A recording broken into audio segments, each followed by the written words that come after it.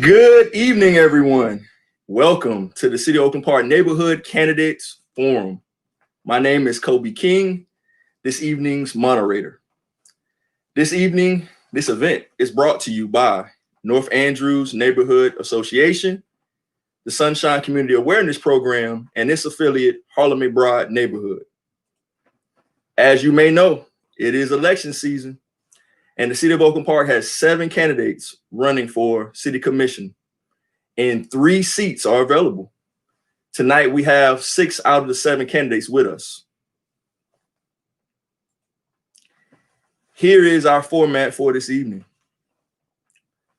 We'll be asking our candidates 5 questions in which they have 2 minutes to answer. So let's get started. Candidates, please introduce yourself. Take about 30 seconds to introduce yourself. Aisha Gordon. Can you hear me? I can hear you. Perfect. Good evening. Good evening. Good evening to everyone. Good evening to you. I am so excited to be here. I thank you for the opportunity to speak with you all this evening. My name is Aisha Gordon, and I've lived in Oakland Park for 15 years through annexation. Oakland Park annexed my city back in 2005. I'm the president of my homeless association for the past 16 years.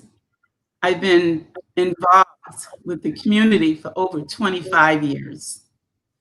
I have a passion for doing the right thing by people and helping people. And some of the reasons I am running for city commissioner are, I would like to see the city more clean, green, and sustainable. I am a strong advocate for a safer city. And safer city meaning not just the police involvement, but police and residents involved collectively to solve some of the crimes that we are having in our city. I would like to see the bridging of the gap between the east and west side of the city and engaging our youth. They are the future of tomorrow into local government. The decisions that I would make as commissioner will be good, fair, and just. Thank you so much for having me. Awesome. Thank you, ma'am. Thank you. Next, we'll have Mr. Mitch Rosenwald. Hi, good morning, or good morning, listen to me. Good evening, Kobe and Linda. Thank you to the Sunshine Community, Harlem McBride, and North Andrews Neighborhood Association for hosting, and to my fellow candidates for stepping up to the call for service. My name is Mitch Rosenwald. I'm a 7-year resident of Oakland Park. I live in the Corals neighborhood, which is near City Hall. I'm originally from Maryland, so of course I like seafood like some of you. And I'm really proud to be running to represent your needs as one of your future city commissioners. I have the leadership and the experience that I will bring to the city. A little bit about me: I'm a college professor at Barry University, and I'm a social worker. So social workers, you know, are there in times of need, and I have my master's and my PhD in it, and I'm also licensed, and that's important because that says that we have an ethical code. So I will bring ethics to the commission. I'm president of the Corals Neighborhood Association, as well as the Neighborhood Coalition of Oakland Park, which is actually on Harlem McBride and North Andrews Gardens representation. So I'm really appreciative of the support I have in both neighborhoods. And I would like to work on 5 goals. One is to help us through the pandemic. That's a lot on people's minds. I also want to make sure that I listen to your voice. One thing I'm doing during the pandemic is every Saturday, I'm hosting a podcast to bring in speakers. We had to set somebody to talk about schools to help us during the pandemic. I'm also about smart growth.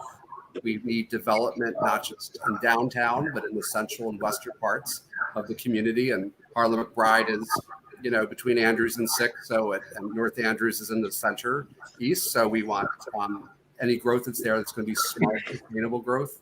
We need to get our schools of higher quality. Frankly, I joined Ms. Gordon. I'm also about a green city. After all, our second word is park in Oakland Park. So I would like to bring more parks to the city.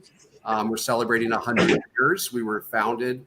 Our name came from the great oak trees that were around 100 years ago. Let's get some of those back. So I'm looking forward to spending some time with you this evening and taking your questions. And Mitch Rosenwald for Oakland Park City Commission. Thank you, Mitch. Thank you. Next, we'll have Gracia Smith.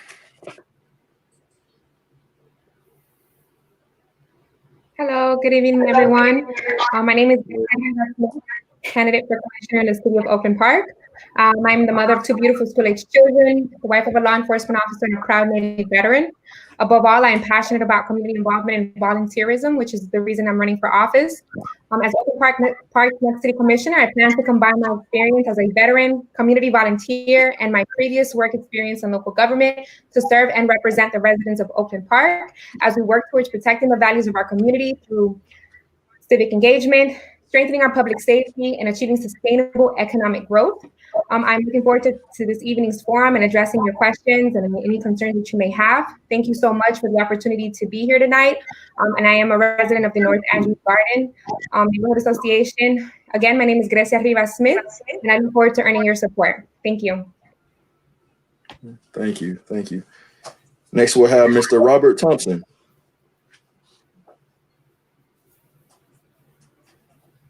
Neighborhood Association and Harlem McBride and Kobe, it's nice to see you as well. My name is Robert Thompson. On the ballot, I say Robert B. Thompson. I go by my middle name because my dad didn't like it, so he gave me a different one. So I'm not a junior. I'm a business owner 15 years. I'm a former firefighter, a former state representative from New Hampshire for 2 terms. I'm a former U.S. active duty Navy. I graduated local government academy in 2018. I've been a city volunteer since I've lived in the city. I moved to the city about 6 years ago, and I've been a volunteer with the city for about 5 years. I'm active in local adult sports and local community. I'm a father of 3 children, 2 stepchildren, and a grandfather of 2 children. Been married for 10 years. I think I can bring some diversity and inclusiveness into the city. I'm a person who likes to listen to what people have on their mind, and I will take those into consideration. I'm a big public safety and a big supporter of our first responders and our firefighters. As a former firefighter, obviously, I believe that we need to improve our schools. Our schools are vital to our city.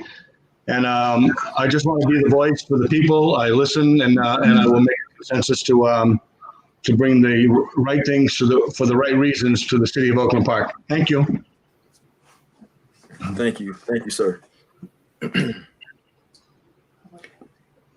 We're going to go ahead with our first question.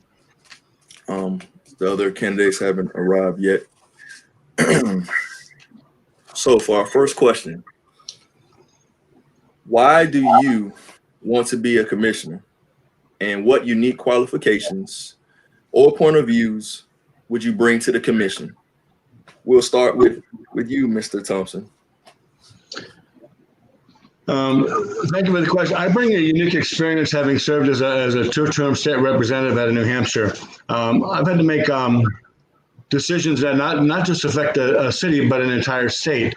The decision I've made, I've had to make votes on a woman's right to choose. I've had to make votes on budgets, budgets that you would get, a week before and have to read through, 1,000 pages of stuff.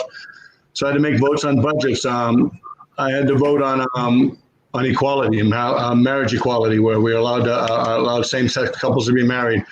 I voted on those types of things. I bring that experience to the job that I've had, that I did as a state representative. As a former firefighter and a city employee, I understand the trials and tribulations of city employees and what they're up against in their daily struggles.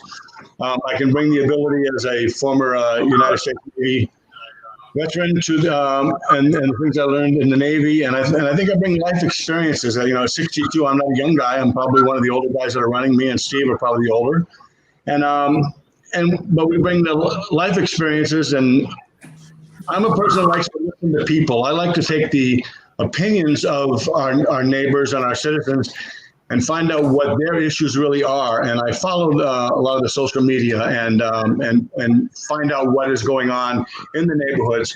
And I want to address those issues one at a time as a commissioner and see how we can make our city a better place to live.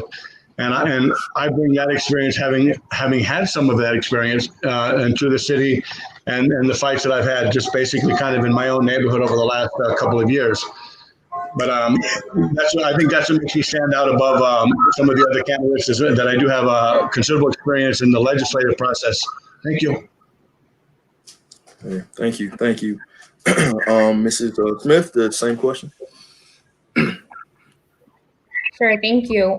So I feel like I bring various points of views and unique qualifications. I'll start out by talking about my Navy experience.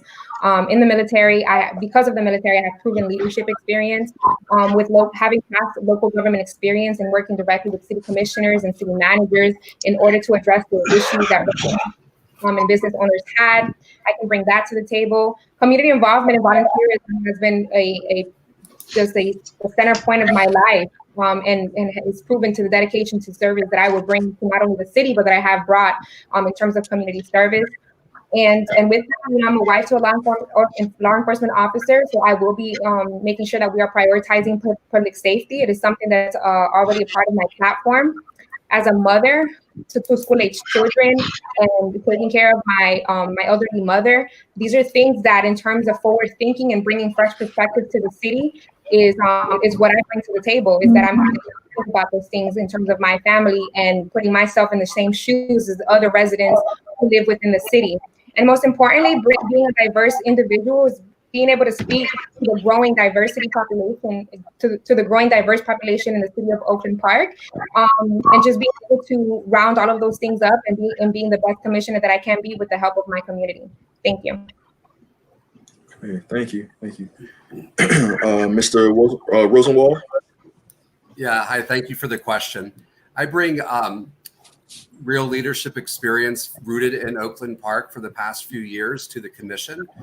As I had mentioned, one thing I did in response to our crisis, obviously of the pandemic, was back in April, so right soon after the pandemic, I was like, what can I do to help my city? And so I created on Facebook a podcast called the Oakland Park Community Check-In. And we've had we actually have had current commissioners on. We just had our new school board member on, Sarah Leonardi, as well as people from emergency management and parents and things like this, all trying to help us figure out what skills we need, what information we need, and how we are a community together. We know we're stronger in a crisis, right, when we're together than when we're apart. So I believe I am building community since April with this show. But beyond that, I worked a few years ago, about a year and a half or so ago, created with people from around the city. So Harlem, McBride, North Andrews, also in the United States, Oakland Forest area, and the Corals. And a number of us came together to create the Coalition of Oakland Park, also in Royal Palm and Lakeside. And what we wanted to do was to identify needs that were common across the city, such as issues of safety, issues of traffic, issues of development. And so we actually had a forum last January, a long time ago, considering the pandemic. We're going to have one on traffic, but that was canceled due to the pandemic, to bring people together about brainstorming what our next steps will be. And then I said I'm president for the past 3 or 4 years of the Corals Neighborhood Association. So I have leadership skills. As I mentioned, I'm a social worker. I'm good at listening and problem solving. I'm also a college professor. So I'm very driven by the data and understanding the research. So those are some of the leadership skills I would bring to the commission. Okay, thank you. Mrs. Gordon. Yes. First of all, I have a passion for helping people. I've always had this passion for helping others. When I listen to others and their concerns, when I listen to the residents, when I listen to the residents, not only in Oakland Park, but the residents in my community, where I've served as president for the past 16 years, I'm an effective listener. I understand emotional intelligence. It's not about IQ, it's about EQ. Emotional intelligence is very important because you're able to put yourself in that person's position. I also have the education. I have a MBA with a concentration in business management and entrepreneurship. So as a business professional, I bring that education to the city. It's important to have those qualifications. In my community, as president, my community is like a miniature city. I have to make decisions all day, sometimes every day, sometimes all day. I have to be on call. I make decisions about I oversee the budget. We have a $25 million real estate portfolio. I have to make sure that I'm making the right decisions so we can stay, fiscally stable. I also make decisions on infrastructure, on the facilities. So I see my community as a miniature city. So from a business aspect, I have the education. From a community aspect, I have over 25 years of civic community leadership. I'm involved not only with my area, but I've been involved with other areas within my community where we are constantly solving problems. There's a road in front of my community that was opened several years ago, and I didn't know, nor did my neighbors know that the road was being opened until we stood in front of the commissioners to voice our opposition, and it was too late. So I want to be involved. I would like to see residents more involved with the decision-making of the city. When I say decision-making, at least present any new development to the residents as early as possible so they can have a voice early on. So I consider myself a qualified, certified candidate, and I look forward to serving in the capacity as a commissioner. I think the firefighters agree that I bring those qualities because they endorse me. So for that reason, I'm ready to serve, of course, with your vote. Thank you. Okay, awesome. Thank you, candidates, for those thoughtful answers. We're going to move to our second question. Second question, what is the city's role in a time of crisis like this pandemic? And how would you respond if you were elected commissioner? We'll start with you, Mr. Gordon. Okay. I want to say that the city on the whole has done a great job in managing to the best of their ability this pandemic. What I would like to see more of is I would like to see people get more information, not just at the commission meetings, not just from the websites that's presented by the city, but I would like to see more outreach in the community, informing residents as much as possible on safety, social responsibility, and staying in sync with what the CDC is saying with respect to this virus. I would like to see more support of businesses as well. So as commissioner, those are the types of involvement that I would do, as a commissioner. I would provide more outreach, more education to the residents of the city. Okay, thank you, ma'am. Mr. Smith. Hi, thank you. So in terms of the city's role during a crisis, I think we play a very vital role from making sure that our response rates to any residents' concerns are elevated at that time. We're already having to respond to any concerns and issues that are taking place, making sure that those response rates are more elevated. And again, communication to residents is awfully important, making sure that they're getting communication fast, they're getting it on time, that it's corresponding with such as the city, which they did, corresponding to CDC guidelines, things of that nature. And also feedback from the community, making sure that we're staying on top of what they're experiencing. Are they having access to the services that are being provided during, such as the pandemic or during a crisis, so that we can make sure that there is an even flow of not only services and the needs that the communities have. I personally think that Oakland Park did an amazing job with responding to the pandemic in terms of keeping us informed. The website was an amazing place to go on and have resources and being able to know who to call, who to reach, what the city was doing, and keeping us up to date on a day-to-day basis, week-to-week basis. I think the city did a great job at that. So it's just ensuring that we're continuing that effort, we're continuing that communication, we're continuing that response rate, and making sure that the residents are kept in the loop the entire time. Okay, thank you. Mr. Rosenwald. Thanks for the question.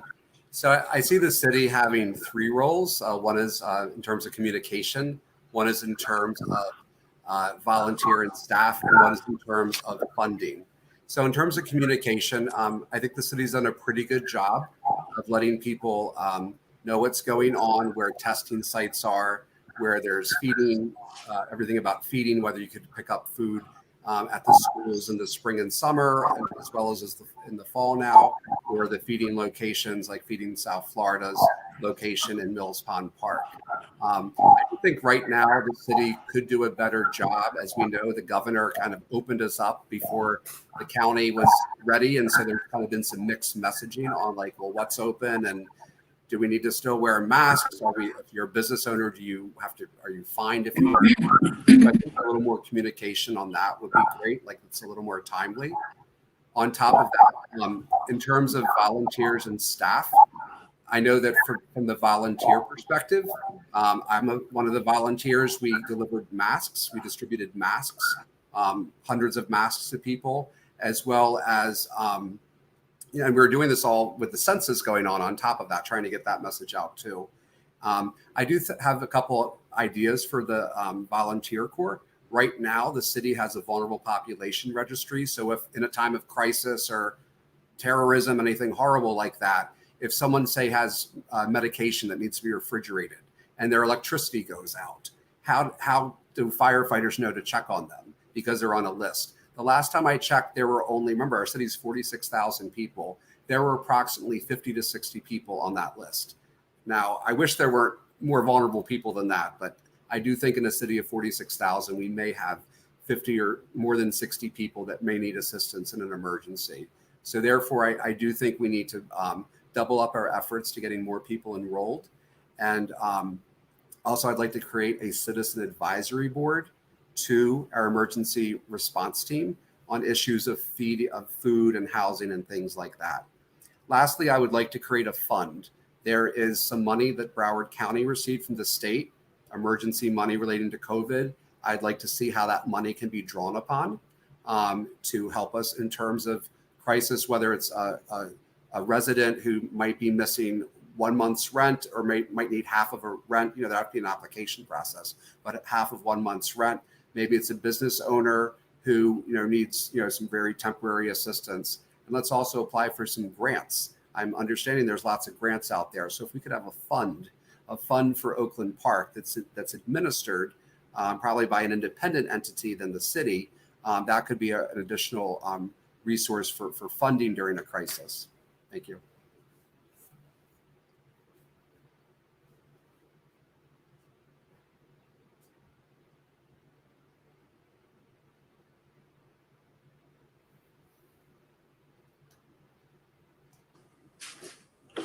Thank you. Next we'll have Mr. Thompson.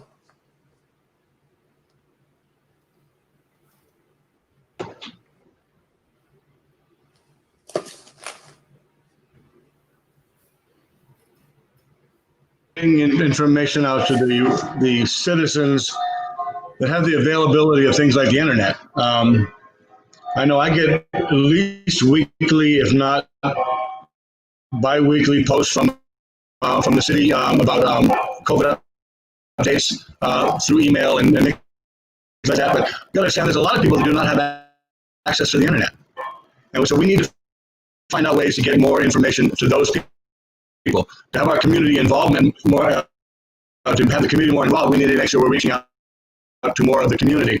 When the kids were in school, people that didn't have internet access, Comcast gave them cable services so they could get their schooling in. So we need to find ways that we can work with corporations and businesses to help getting information in situations of crisis like COVID to our citizens. The commissioners, another thing, commissioners need to be responsive to the residents. When somebody sends you a message or you're, there's a question that you have about something, that message should be answered. It seems like I've sent a few messages and they go unanswered, and it troubles me that I don't get an answer, and I don't expect an answer, immediately, because we all have occupations and jobs that we go to, but I would expect some type of an answer. People that represent you, we should be getting an answer from the people that are supposed to represent you. That's what I would make sure I did. If I was not available to answer, I would certainly have somebody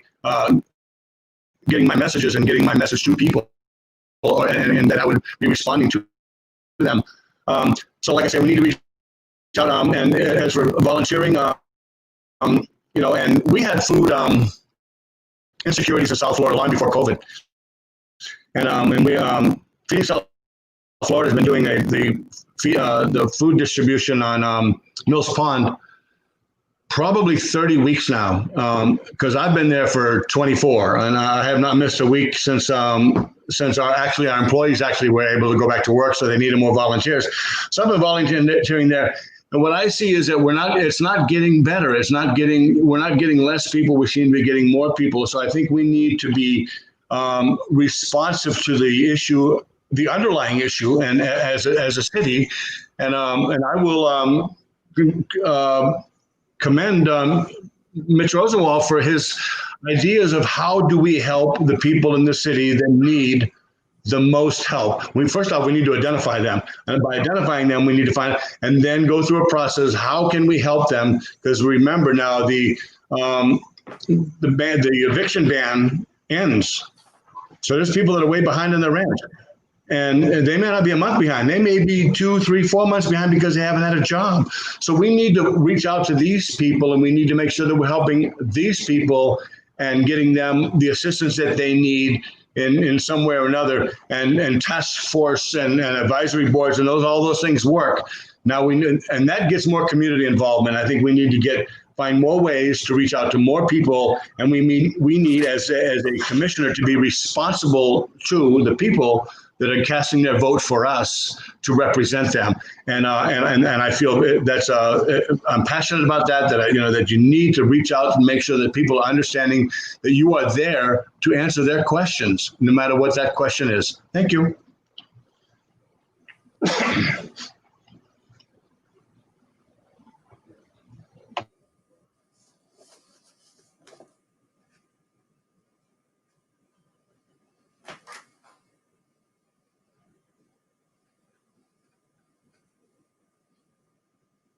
Thank you. Thank you. Thank you, candidates, for your great answers there. We're going to move on to question number 3. What is the vision? What is the vision for the city? Does that vision still align now, considering the pandemic? And what would you provide to that vision if elected?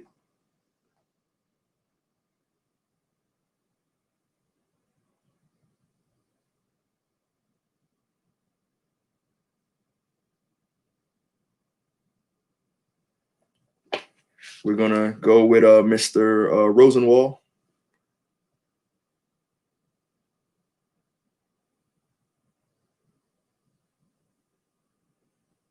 Kobe?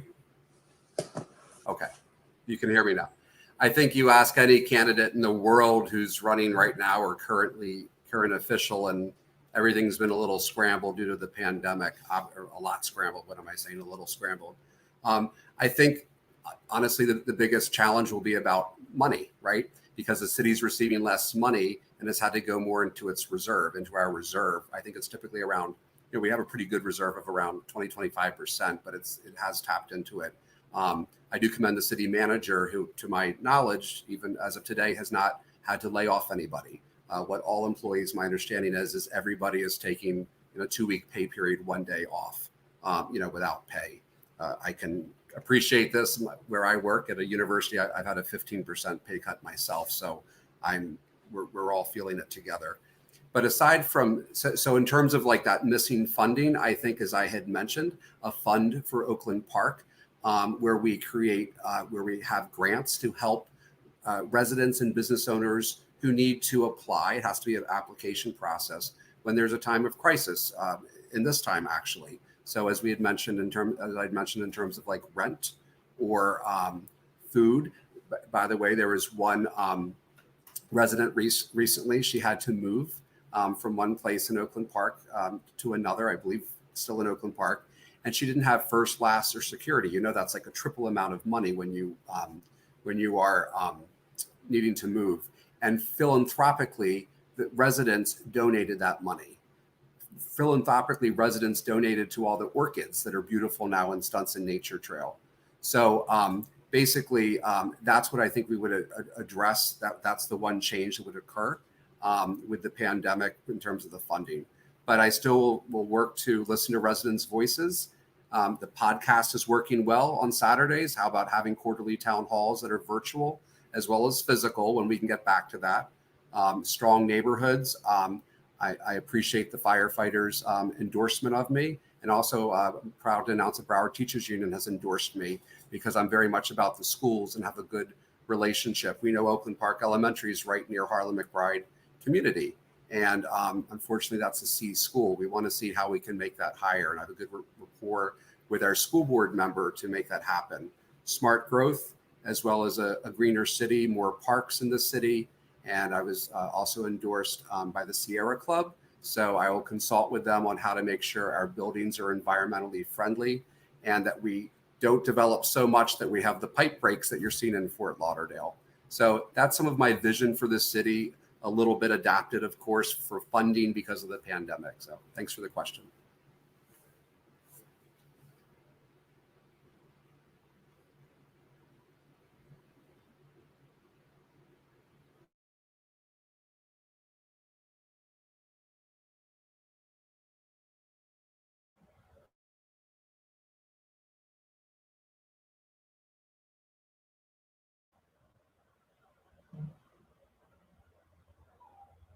Is it my go? I'm sorry, I didn't hear anything.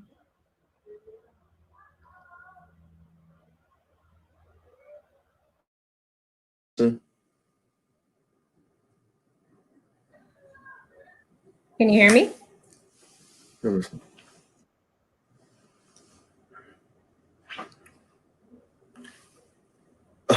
No, it's Mr. I'm Thompson. sorry, I do apologize. My vision for the city is kind of a threefold problem, maybe four, but it's I look at it as that it's we need to address the public safety issues, the needs of speeding. We have children on bicycles getting run over by cars. And there's a simple solution to that, and that's to basically enforce the laws that we have on the books today. And everybody says, well, that takes police resources. And yes, it does. It takes resources, it takes time, it takes effort, but we have laws. And but we need to enforce those. I mean, the child that was hit a couple weeks ago, hit and run on a bicycle, it could have been much worse.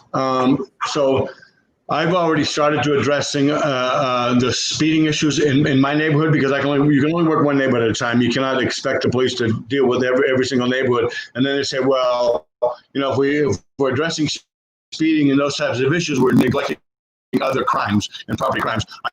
I don't believe that. I think if you send out and you take neighborhoods a little bit at a time and work on neighborhoods, we can address those types of public safety issues. If the speed limit of the neighborhood is 25 miles an hour and people are driving through the neighborhood at 40 and 50 miles an hour, that's wrong. Somebody is going to get hurt. And what I have found through history and through my experience is that we name laws after people that have been run over by cars or been injured. And I don't want to see us have to name a law in the city of Oakland Park after somebody that was injured or killed by a vehicle because they were non-respectful of the ability that they have to drive on our roads. That's a primary concern. The vision for the city: schools. Schools are vital to the city. When we have schools that our students aren't rating high enough, that we're C grades for schools. Part of that is that the environment that they're in. It's taken them forever to deal with Northeast High School. And I have been on the school board and on the school board and on the school board, and I have been after them for 2 years because Northeast High School was the poster child for the bond. And we're just now starting to spend money on the bond. And their excuses were before the last update was, well, we didn't want to have to move kids from one building to the next while they did the roofing. Well, kids have been out of school since like March, April, when the pandemic hit. They could have re-roofed that entire complex and been ready for the new building construction, but they've been dragging their feet. I have written letters several times. I met with Sarah Leonardi back in February, January, February, when we could meet, and we discussed the issues that we have with our schools. And in order for us to prosper as a city, to bring viable businesses to our city, we need to make sure that we're keeping our children in our city, because they grow up to be the future leaders. They grow up to be the future business owners, and they grow up to set the direction that we hope as adults today we give them. And if they're not staying in our schools and they don't like our schools and then they leave, the next thing we're looking elsewhere to get for the small business and for the things that make our city better. And my vision for this city is that we continue to, and I've said this many times, Oakland Park gives you big city amenities with a small city feel. And I believe that more and more and more. And we have the events of the and Jaco Pastorius. We need to expand on those. We need to bring those to other neighborhoods as well. Excuse me. And if I go back to the public safety in my neighborhood, we had some issues with trying to get out of my complex I live in. And you pull out on the street and you're taking your life in your own hands, trying to turn the corner. So we worked with the Broward County, because it's county roads and county does some of the signage. And then we worked with the city and the city manager and the police, and we got them to put up one of those the billboards that everybody says they don't work. Well, that billboard, some of those billboards actually monitor traffic, monitor speeds. So they were noticing there was an increase of speeds and stop sign violations. So they came out, and for 14 days they monitored. We had 21 stop sign violations, 5 speeding tickets, and we also had 5 people driving without a license, while knowingly driving without a license. So that's just my neighborhood. What has happened is that we've slowed traffic down, and we haven't had to put any speed bumps because they don't work, because people race between them. So I'm listening to the people, and they're telling me that whatever you do, it has to work for everybody. So in that regard, I think that, if we take it one neighborhood at a time, one issue at a time, and we build that momentum forward, that is what I've been doing. That's what I've been doing as a private citizen. As a commissioner, I think you have a little more influence on some of this stuff, and that's what I plan to bring to the commission to make sure that our neighborhoods are ultimately safer. So that's why it's a 2 to 3 pronged approach, and I think the biggest thing is that you need to listen to what the people are telling you and address those issues one at a time, and work towards getting a resolution to the problems for the city. Thank you.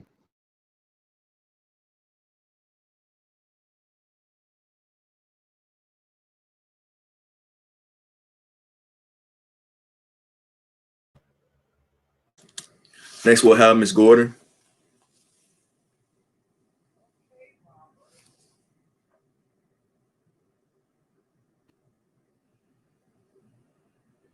Can you hear me? Yes. Perfect. Thank you. So, my vision for the city is a very vibrant, colorful one. A city that is prospering economically, thriving with small businesses, encouraging more entrepreneurship. I would like to see affordable housing being offered to our residents. And I always like to say that affordable housing is not the same as low-income housing. There are different criteria. There's a different criteria for each. I would like to see residents and law enforcement work together in a collaborative effort to stamp out the crime that's taking place in our city. Break-ins of homes, break-ins of vehicles, speeding, too much speeding in our small neighborhoods, on our residential streets. I would like to see that stopped.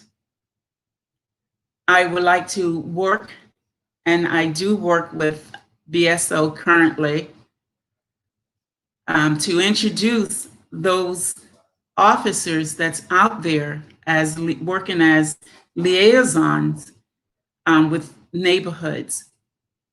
I've done that. I just recently introduced an officer who is a liaison, and I introduced him to North Andrews Gardens, because we cannot depend on law enforcement alone to solve the crimes. It has to be a collaborative effort. I would like to see a city that is not overdeveloped. I would like to see a balance, an eco-balance between buildings and green spaces. I can go on and on about the things that I would like to see in this city, my vision. As if I'm elected as commissioner, all of those things that I've spoken to residents about, my concerns and their concerns, I will certainly do my best as commissioner to address those concerns. Of course, enlisting their help and support so we can work together as a community. I believe in a clean community, because when you have a clean community, it impacts on our real estate. So clean, green, sustainable communities. That's my vision. People working together to achieve those goals. Thank you.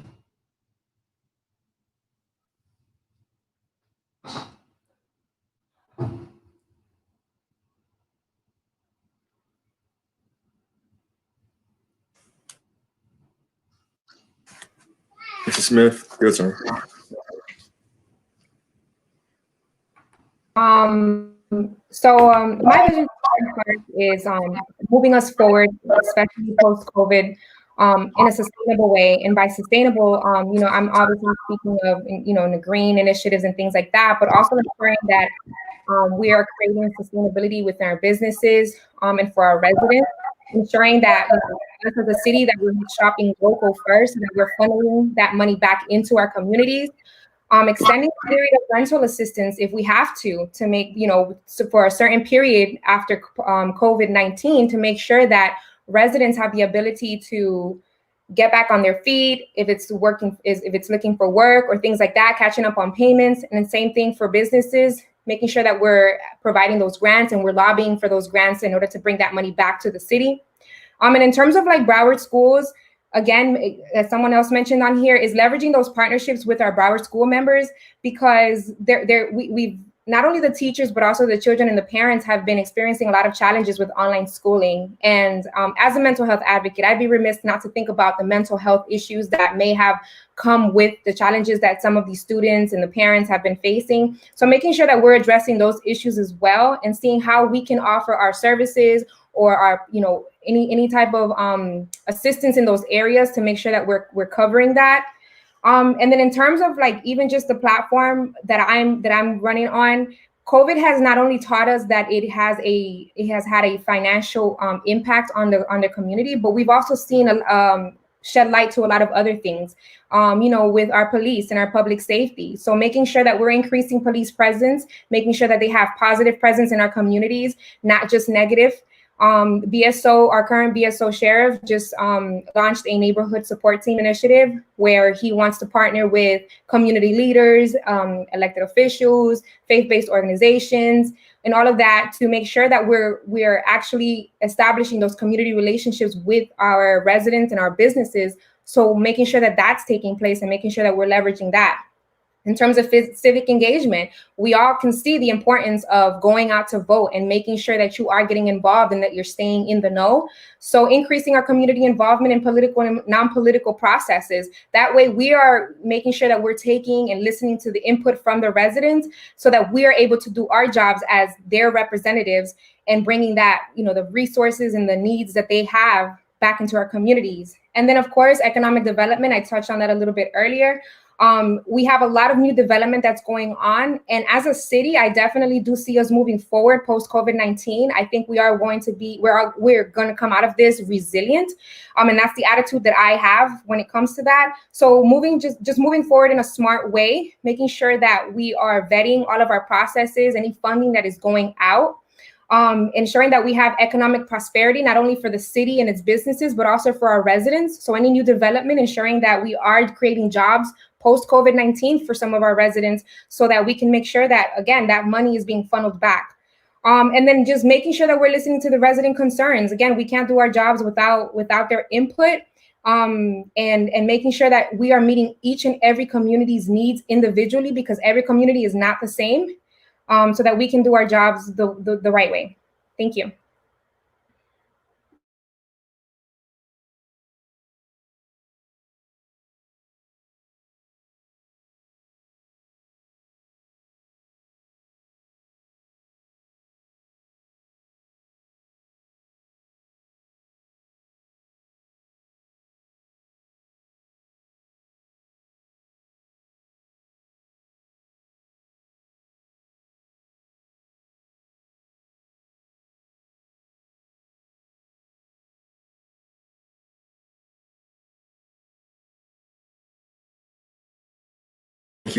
Thank you, candidates. Having a little technical difficulties. Sorry about that. Question number 4. What can a city do to provide support as it pertains to equity and racial awareness? And how would you support these efforts if elected? We'll start with Mrs. Smith.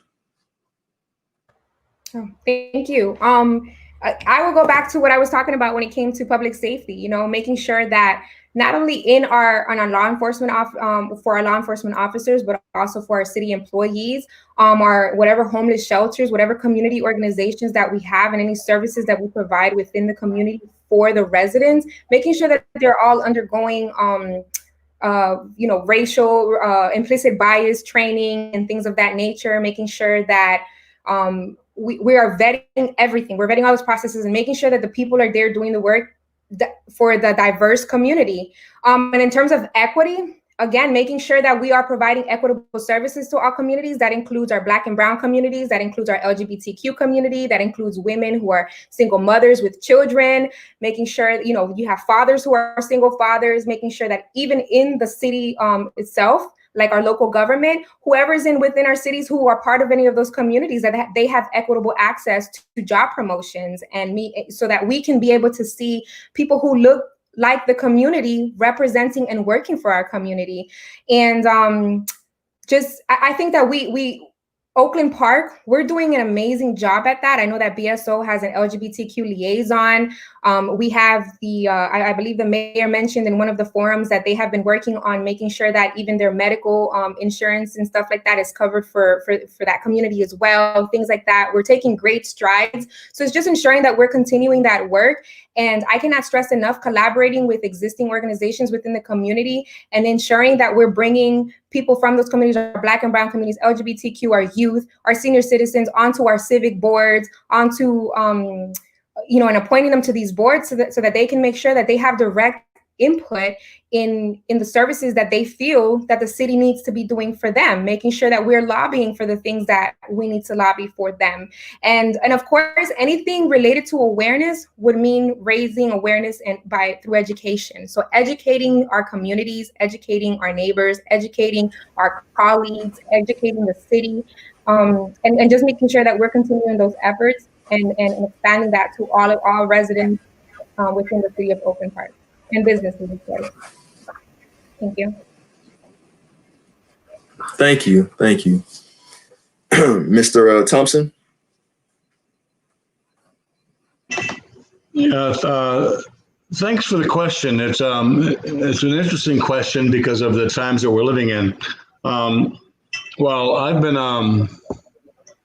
called by prominent news agencies in the country a gay activist, but they didn't know me before when I was actually fighting for, because I've always been what I consider an activist. I've always been fighting for the underdog, as they say. I've never considered myself the front runner of anything, and but I've been fighting for the underdog, and I've been fighting for Black and Brown and Hispanic and Latino rights, and fighting for those people for probably the last 20, 25 years at least that I can remember.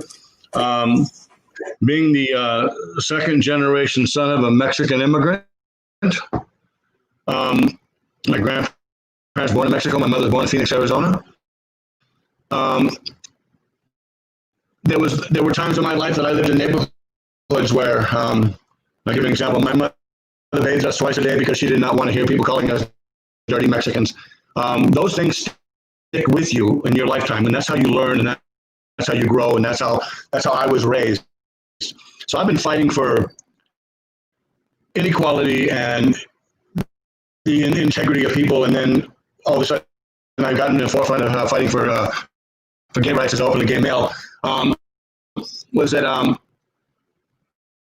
I took my life lessons and took them to a different level, and it's not something that just happens. I've been doing it for a long, long time, so I understand that there are things that need to be done.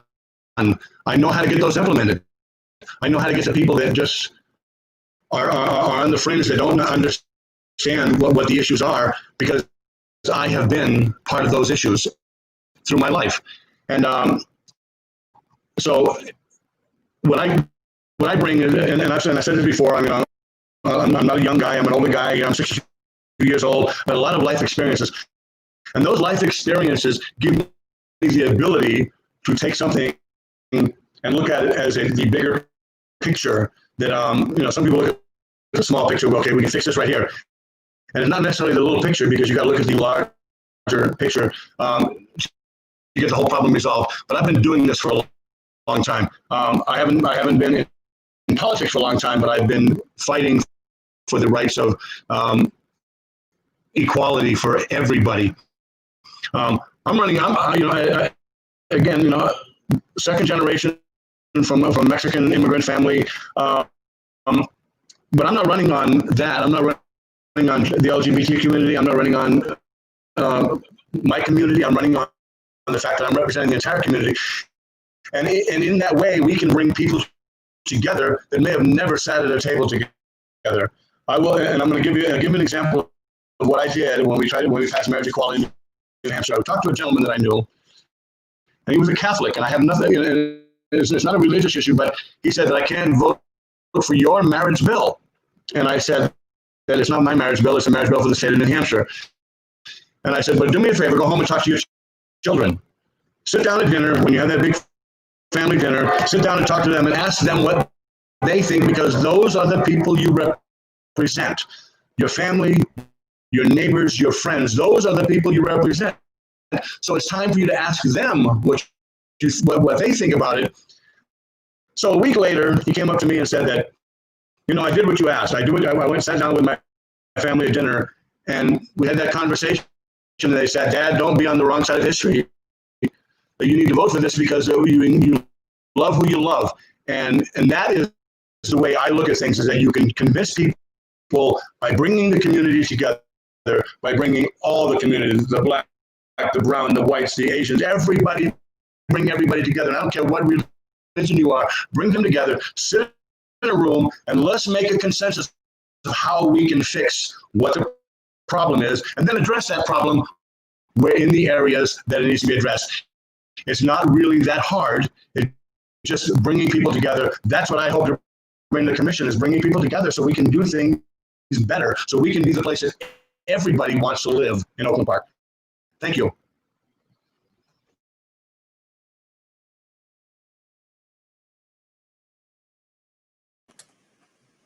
Thank you, Mr. Thompson. Next, we'll have Ms. Gordon.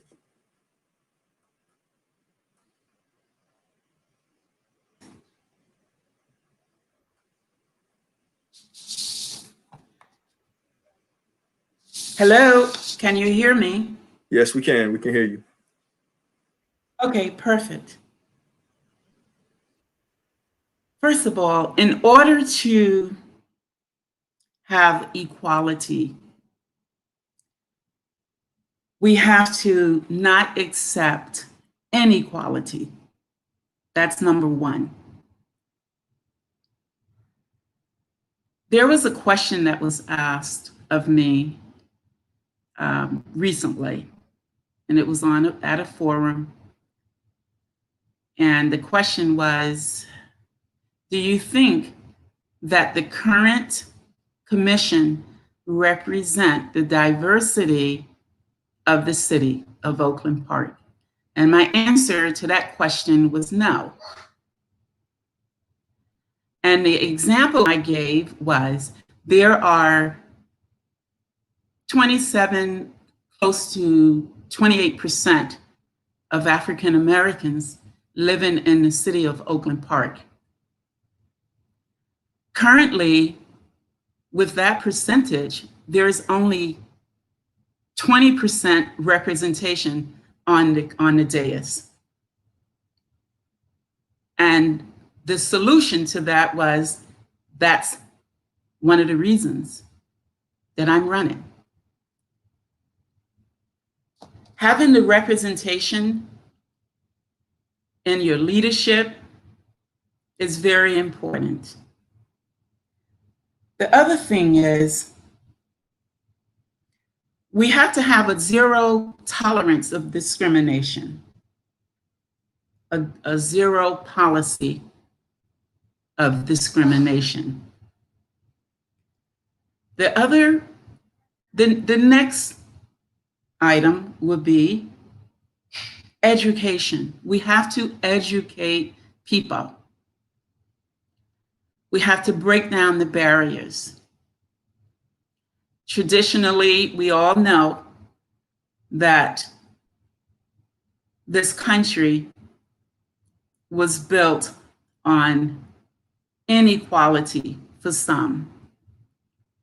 But it doesn't mean that we should carry those trends on carry those trends into the future in our city. We can stop it in our city and be a prime example of having people respect each other, understand each other, get rid of the ethnocentric behaviors. And what I would propose as a leader is we have to educate our youth. They are our future. We need to have them embrace life and what's going on in our world today.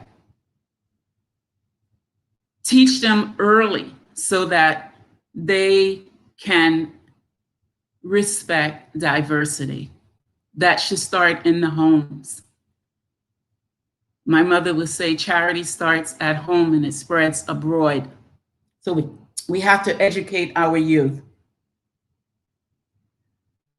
We have to bridge the gap so that people will understand that we are all human beings, whether you're Black, no matter what your race is, no matter what your beliefs are, we are all one people. And we have to work together to create the equality for tomorrow by not accepting inequality today. Thank you.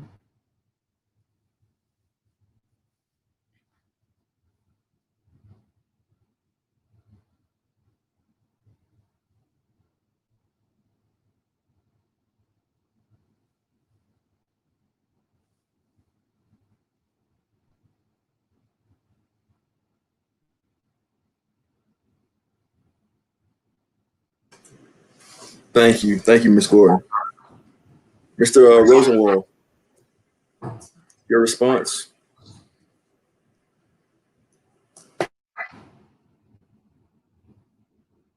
A social worker, but what that's about is we actually have a code of ethics, which is about helping the most needy, the marginalized, and the vulnerable in society. Let me focus on race with my comments on race and ethnicity.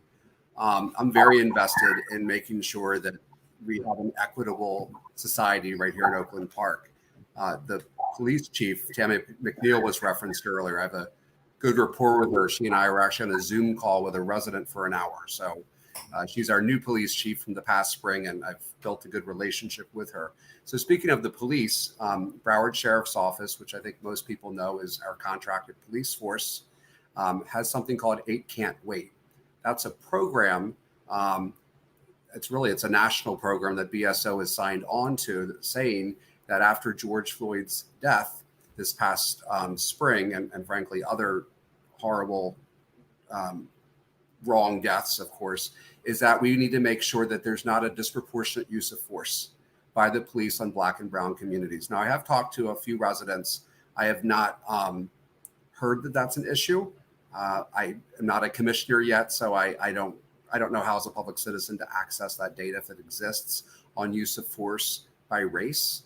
No one is saying the police cannot use force, but it should not be used disproportionately on Black and brown residents, male, female, what have you. And so one thing I'd like to ask the city manager and through the city manager, our police chief, is to provide, I don't know, monthly or quarterly data on this very thing, on use of force by race, to make sure, and the body cameras being on and all of that, to make sure that we are have equity when it comes to use of force, because we certainly do not want that sort of violence going on in Oakland Park. We've seen that enough in communities all around the country.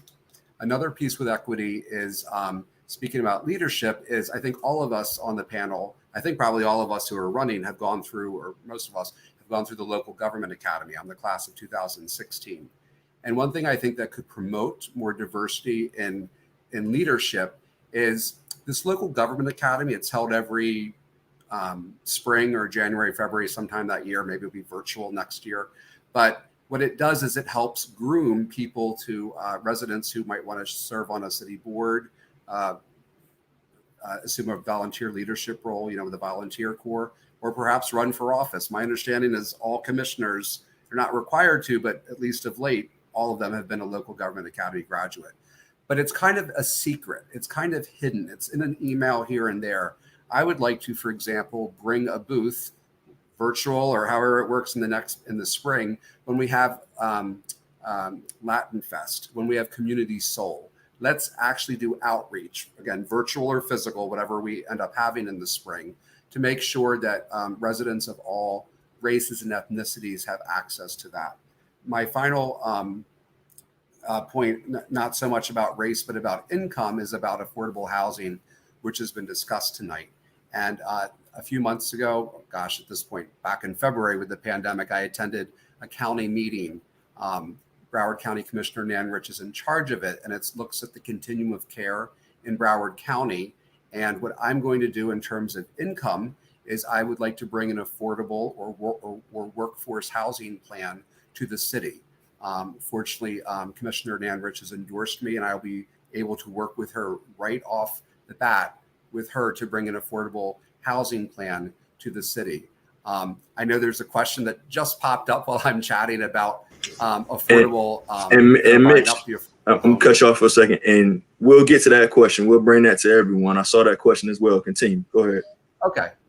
Well, I'll answer that then. So anyway, to deal with affordable housing, because we don't want to become, there are still affordable houses, homes in the city, but there's not a lot. I was talking to a realtor friend of mine a couple of weeks ago, and he said on that day or on that week that of all the homes for sale in Oakland Park, and I don't have the number right now, but it's, it's up there, only about, it was something like 30 or 60 homes, something like that, were $360,000 or less.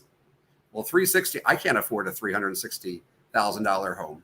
I mean, many people cannot afford a $360,000 home, and I'm glad for the residents that can. They have the right to enjoy a home of, that offers that. But we do not want people, a supporter of mine over in Oakland Forest is being priced out of the market and said she might have to move. So I'm wanting to bring an affordable housing plan, and as I had mentioned, create a fund for Oakland Park that might be able to help out with a one-time, security deposit or something like that that's privately funded.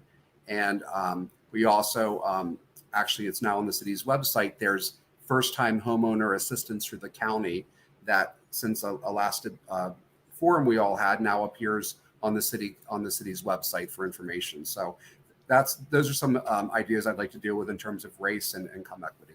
Thanks. Thank you, Ms. Right now,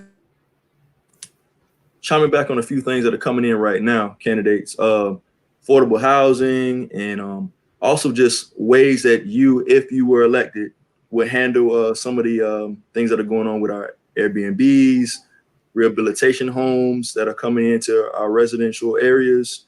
Give us some of your ideas on that, if you were. We'll start back with you, Mrs. Smith.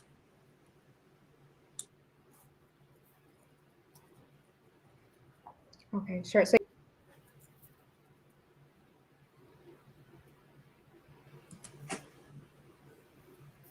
yeah, some ideas that you would have, or how do you feel about affordable housing, as well as just the rehab housing, rehabilitation homes. A lot of different residents are saying they feel like around them, a lot of rehab homes are coming in, Airbnbs and things of that nature. How would you handle that, or what is your thoughts on that particular situation in Oakland Park?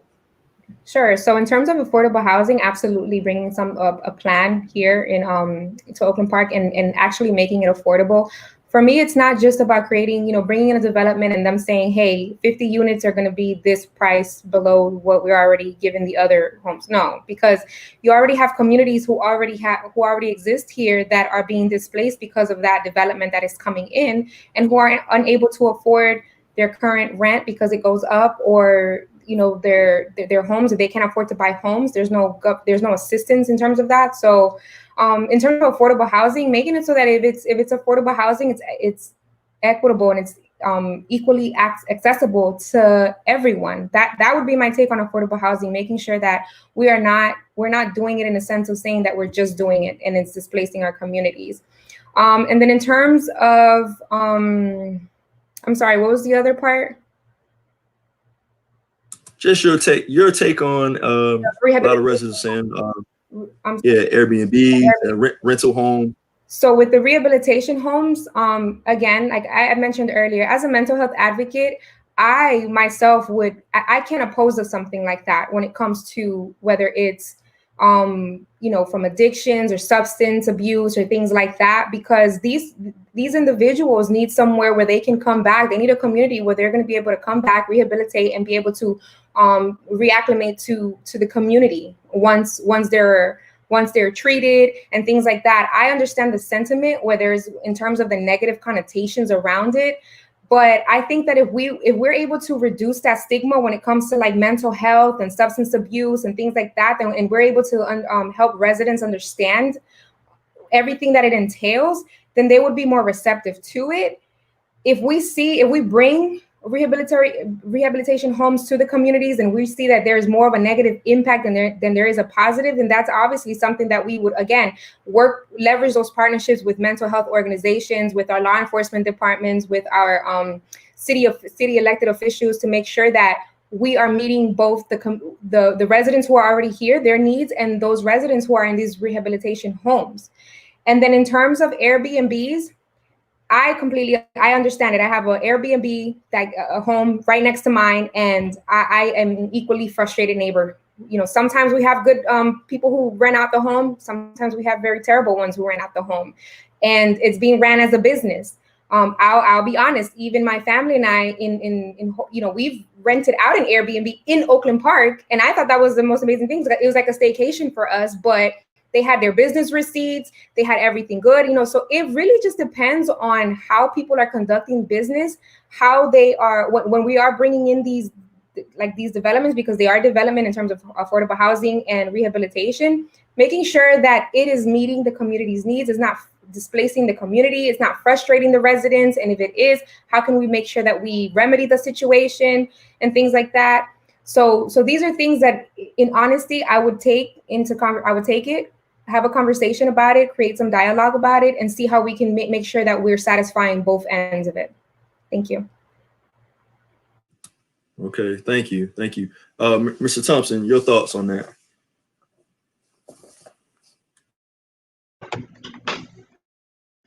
Well, affordable housing is kind of an interesting concept. What's affordable to one person may not be affordable to another. We call it affordable housing. Where is the cutoff to what we consider affordable housing? We have low income housing, which is completely different, and we understand that sometimes it can be Section 8 and subsidized housing. I get that part. But what is affordable? We have this new development off on 21st and Prospect called Oak Tree. Is that affordable housing? You're talking, I think the minimum price on a home there is $350,000. The condo that I live in is $150,000.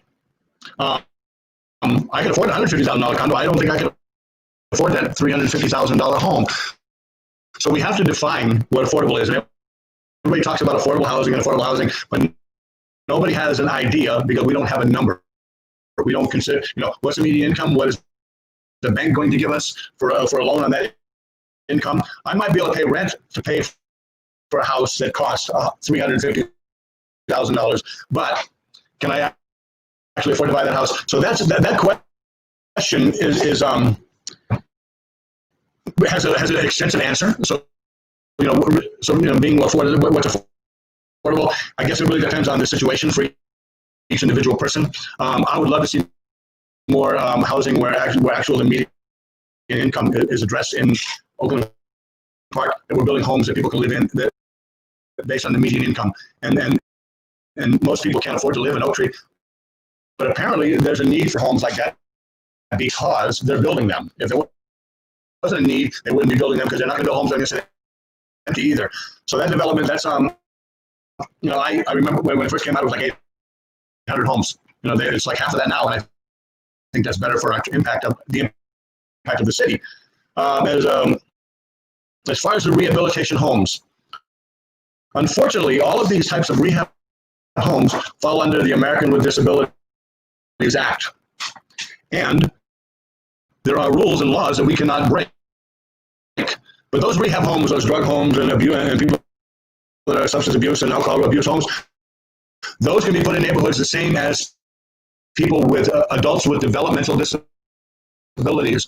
Like I fought adamantly about the fees that they wanted to charge the homes where people with adults with disabilities who were born disabled. A lot of them were born this way, Down syndrome and mental retardation. We don't use that word anymore, but that's what I was raised with, because I have a brother living in a group home in Oakland Park.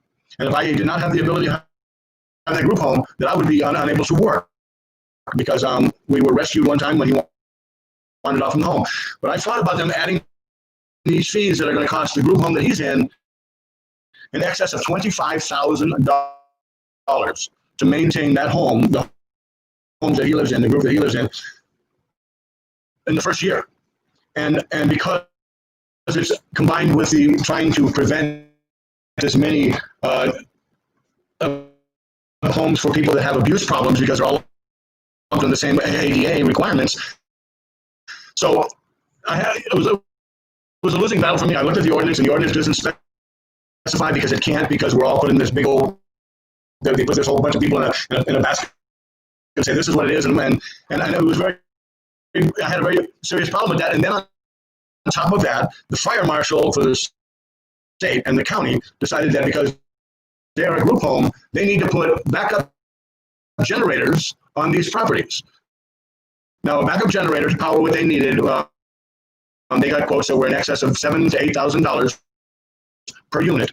So these types of things were a serious issue to me, and it was a losing battle. I mean, it was a battle I could have fought for days and months on end, and nothing ever would have happened, because we have to group the rehab homes with the adults with disabilities, because it's an ADA issue. Now, Airbnbs are two separate issues when it comes to what type of an Airbnb. If you have an owner-occupied, what I call a room share Airbnb, if you have an owner that is living in the property and they're renting out a room out of their house, most people in the neighborhood would not know they exist. And I know this from experience. And but if you have an Airbnb that is not owner-occupied, you can have these rowdy parties and all these types of things. And when I ran 2 years ago for office, I had a neighbor tell me that they're dealing drugs out of that house next door. And I said, have you called the police? And they said, no. And I said, well, it is a police issue, dealing drugs. He said, well, they're shooting, they're filming porn at that building. Well, technically, that's not illegal. Technically, not illegal, because you can rent any hotel room in the state of Florida and film pornography in a hotel room. They're renting that space, but he never ever reported anything. But he wanted to make sure it became an issue, and it was. And I have a dear friend of mine that lives behind them, and it's been an issue because they're loud, they're rowdy. But one thing we had, the owner's number. We had the owner's phone number, so we called. Now the city can do that. The city can get the owner's phone number, make sure that the residents in the neighborhoods are aware of who is the owner of the property, who's renting it out, and make a call. And if the owner's unresponsive, then we need to make sure that there are things to make sure the owner's responsive. Now, this Airbnb, where I used to live, was the owner was very responsive, and he dealt with things immediately, other than trash collection. And now the city had made attempts at regulating and working on trying to get issues resolved by making them more like hotels, by making sure we had, they had phone service in the house, and they had a placard on the door, for 911 and all those types of things. The problem is that a lot of Airbnbs, they fly under the radar, and nobody is doing the research to find out where they're at. The city doesn't know where most of them are until there's an issue with one. And a lot of times the issues don't get resolved through the police department because they're not illegal. So in that regards, It needs more time, it needs more work, and we need to address it individually as they come up, and we need to make sure the community is involved in getting the answers to how that business works in their neighborhood. Thank you. Okay, thank you. Thank you, Mr. Thompson. Mrs. Gordon? And candidates, we want to go as close as you can to 2 minutes, if you can, with this Yes. with a question. With my answer. Yeah, my answer, Mr. King, is very short. I think I understand the question. The first question was dealing with the rehabilitation homes, correct? And I believe someone mentioned about the ADA, the revisions to the ADA, the rehabilitation. People with drug addiction is now part of the protected class, and they fall under the ADA guidelines. Now, with respect to a rehabilitation home, like anything else, it should be done in a responsible manner. There should be the proper feasibility study done to make sure it is, when the home is being put in place, it should be in a place that's not going to impact the neighborhood in a negative way. Now, the other thing is a lot of times we as residents don't understand, or we have a miseducation when it comes to the types of people that these rehabilitation homes cater to. So I think educating the residents on exactly what is going to take place, and have some guidelines, some rules and regulations to manage these rehabilitation homes is the responsible way of having them in the communities. Now, if you have a rehabilitation home that's not being managed in a responsible manner, then there has to be some changes. Or maybe the changes might entail even relocating that home if necessary. But of course, that will be the last resort. Now, with respect to the Airbnb renting, in my neighborhood, our documents do not allow Airbnb renting at all. So again, if there is an Airbnb rental in a community, it should be done in a responsible way. We have to be responsible when we make these decisions. That's my recommendation. It has to be done responsibly. Thank you, ma'am. Sorry to cut you off.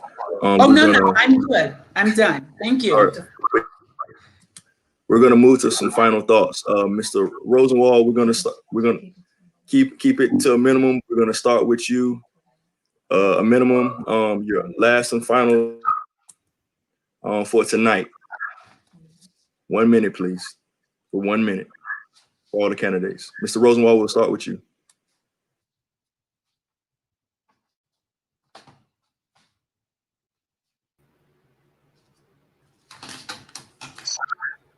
Sir, I didn't get a chance to answer the last question. Chime in a little bit, and you can chime in a little bit on it, and then your final thoughts.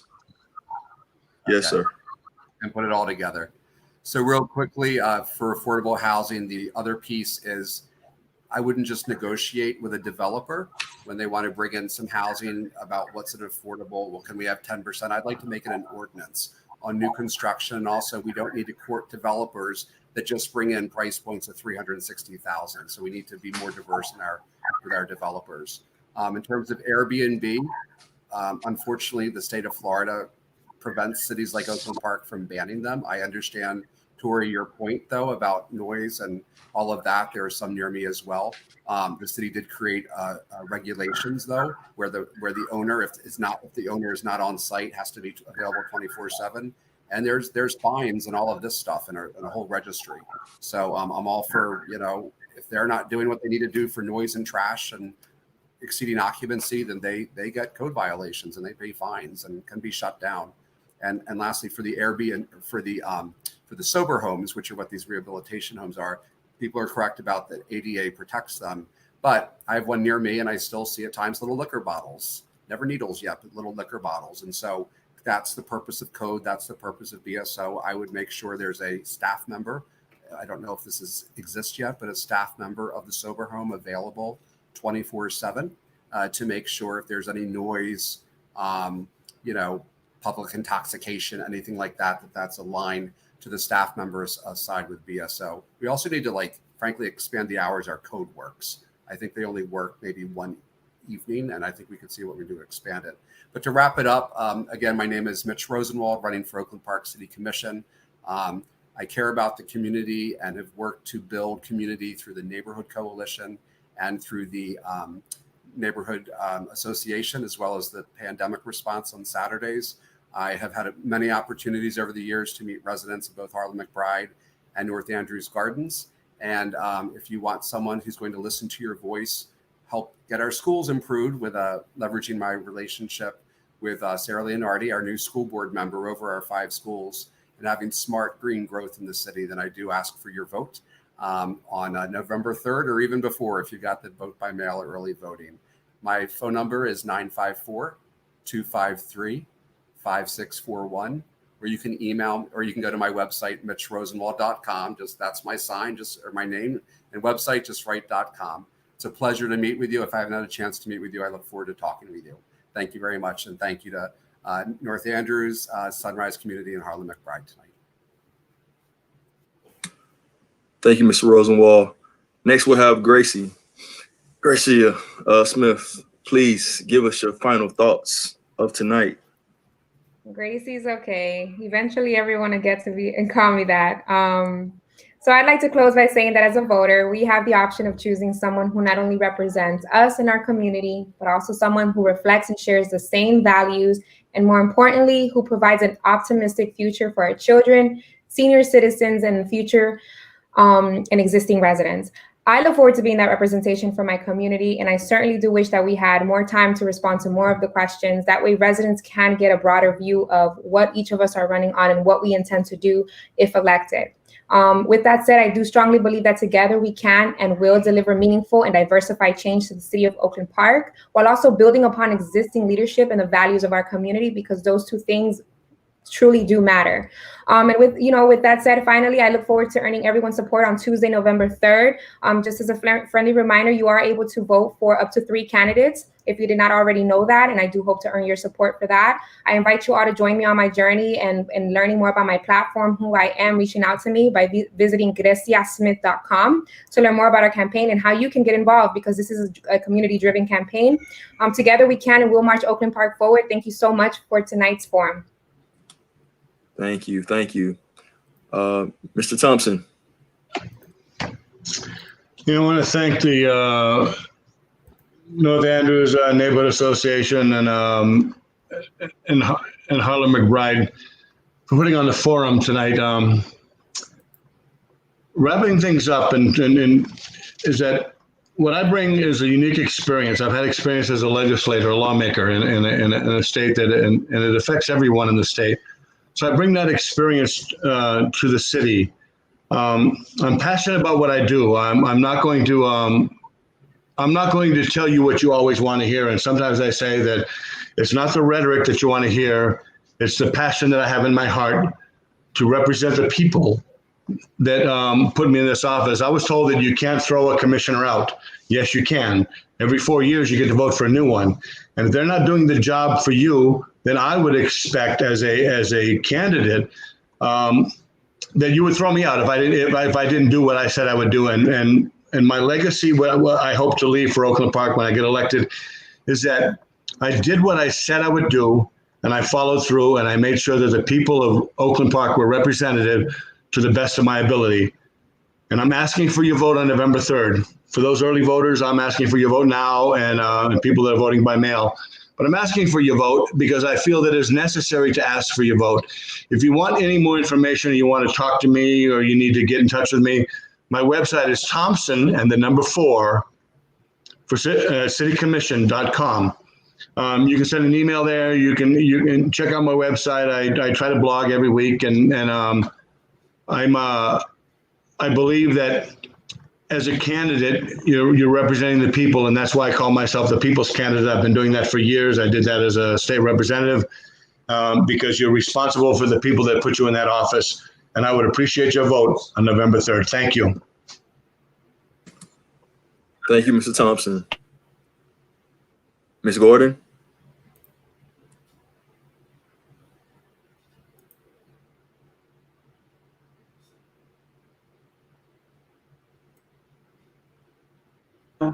I have served for 16 years as the president of my association. And as I said earlier, if I didn't say it, I'm going to say it now. My decisions I make decisions that are good, fair, and just. And I think after 16 years, if I was not doing my job as the leader of my association, they would have taken me out. I would not have held this office for so long. I am a mother of 2. I am the grandmother of 4. I am a mentor to youth, women, and families. As your commissioner, I will always listen to your concerns. As I mentioned, the key word, emotional intelligence, that's very important for a leader to possess. And I do possess that quality. In my conclusion of this evening, there is a little quote that I like to say, and it goes like this. People don't care about how much you know until they know how much you care. And I sincerely care. I have a very strong passion for helping people, working with people. I cannot do this alone. I would need your help. So I'm asking you for your vote and your support. You can learn more about me from my website, and that's aishagordon.org. My phone number is on that site. You can reach out to me at any time. My phone lines are open. Thank you so much again. Thank you. Thank you. Thank you to all the candidates tonight. We really appreciate you coming on. Thank you to the North Andrews Neighborhood Association, also to Sunshine Community Awareness Program, the Harlem McBride Neighborhood, as well as Table Talk Media. Thank you for all the behind the scenes work that was put into it. Hey, it's election time, you guys. You've seen 4 of our candidates here. So please go out and vote. We have early voting, vote by mail. Please go out and vote. Also, census. Hey, the count really matters. Here in Oakland Park, we definitely need your count. So please go out. And if you haven't done your census, please do it. That's the wrap up for tonight. We'd like to thank everyone for viewing.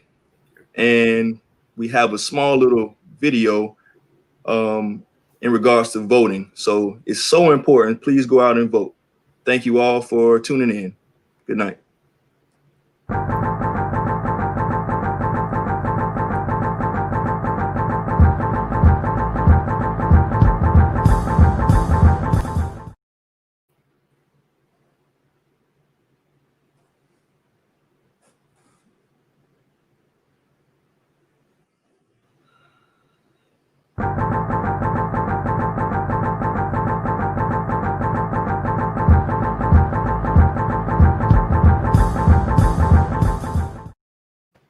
Go vote. Good night.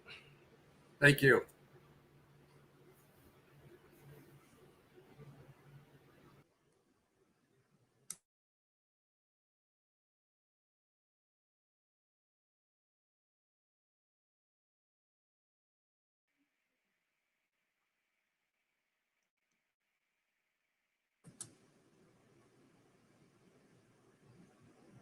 Hey, Mr. Shyster, what's your chef? Can you hear me? Hey, I can barely hear you. What you got? You got all that delay going on over there. You said you had two computers? Yeah. Yeah, but I don't think it was really us. Then I saw Robert Thompson said he had Xfinity or something going on at his house because every Oh time yeah, he they've was been on, Xfinity for the last couple of days. They've been in and out, especially at my house. I have Xfinity, and my daughter was experiencing it this morning for school. She said, "Mommy, it keep going out," so we kept restarting it. But wow. when we called, they said it was an issue with Xfinity internet service, not the cable. For some reason, just the internet service. And I have Xfinity in my office, but you know, I plug my Ether cord in. Ether cord, like you said. Yeah. I mean, yeah. we didn't really have too much. It was really just the difficulty was when Robert Thompson, and that was I think really he was something else. Because he was looking at something. I think he had an iPad open or something like that. There that gave the. Yeah, he probably had his computer open, but whatever he was reading, I think was an iPad, and then he had that. So when you have, like, if I have this opened and I open up another one, you're gonna hear the echo. That's all. It don't matter what you on, stream, Zoom or whatever, Microsoft Teams, all of that. You're gonna hear the echo. But everyone did well. They all did good. I can see that Garcia, she's used to it. So she's the guy what's his name? Archie. I talked to him. to my Mitch. No, Mitch not Rosenwald. Mitch. No. The ones that wasn't there. Yeah, Steve Arch. I spoke to him. He's an older guy, I guess. So he had difficulties. I wasn't there to help him. So he had difficulties to log in. He had the link, but he was saying something. So I asked him, did he have a phone? He said his cell phone at the house. I can tell he had an older computer, so he don't have much on there. And he said he don't use his phone like that. You know, he's still in that age. That's why it'd be so important that I tell them to do a test run first. You know, I always tell them, if you're not sure, just do a test run, then you'll know if your equipment is working or if you need to add something, because everybody don't have everything on their computers. Nowadays you have to have Windows and a certain Windows, to use a lot of different systems, like like the Microsoft Team, like they have out now. Everybody's moving from Zoom to Microsoft Team, and I had to download that thing on my computer. It took a whole lot of space. I took it off and just have it on my phone. It just so much is going on what people require now. And we're still in that old age of just a desktop with nothing on it but something real old. You're not gonna be able to do a whole lot.